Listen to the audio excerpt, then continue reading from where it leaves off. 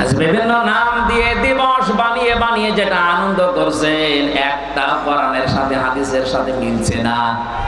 মানে আনন্দ আপনি করবেন ইসলামের সীমার ভেতরে থেকে। এমনকি আজকে ঈদুল আজহা, ঈদুল ফিতরকেও মানুষ এমন আনন্দের জায়গায় নিয়ে গেছে যেখানে কোরআনের নিয়ম নেই। ঈদুল আজহা, ঈদুল ফিতরের শিক্ষা কি ছিল? আগে ত্যাগ, এরপরে ভোগ। কথা বলেন না কেন? এক মাস রোজা রেখে আপনি আনন্দে খাবেন, লাফাবেন না। আগে সাদকা দেন, আগে ফিতর দেন। ওইটা দিয়ে গরিব মানুষেরা সেমাই কিনবে, চিনি কিনবে, খাবার কিনবে, ওর বাচ্চারা আনন্দ করবে, উল্লাস করবে, খুশি হবে। ওইটা দেখে আপনি খুশি হবেন। আপনি আগে শুধু খাবেন, আবার হবে না। ঈদুল আজহাতেও তা কুরবানি জবাই করে নিজে আগে খেয়ে মরবেন না, আগে জবাই করে গোশত গরিবকে দিয়ে আসেন।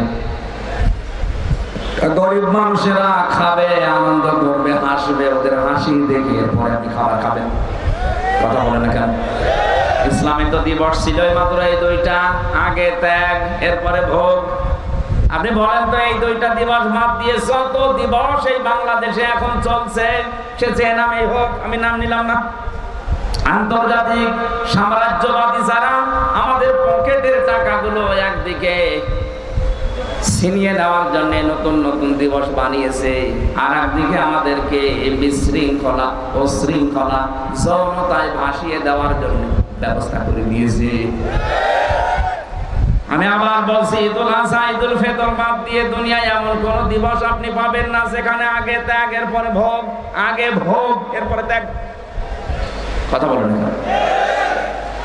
14ই ফেব্রুয়ারি পালন করে মানুষ, বলেন না কেন?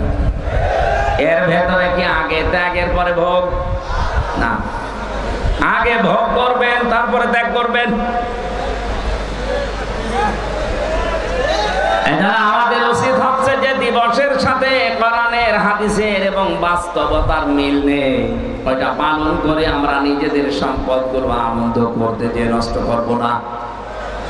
এটা যেহেতু রেকর্ড হচ্ছে সারা বাংলাদেশে, কালকে ছড়িয়ে যাবে। বড় বড় ধনী যারা আছেন, টাকার মালিক, কোরআনে হাদিসে আমি পেয়েছি তিনটা জিনিস মানুষকে সবচাইতে বেশি ধ্বংস করেছে দুনিয়ায়। 1 নম্বরে টাকা, 2 নম্বরে ক্ষমতা, 3 নম্বরে নারী।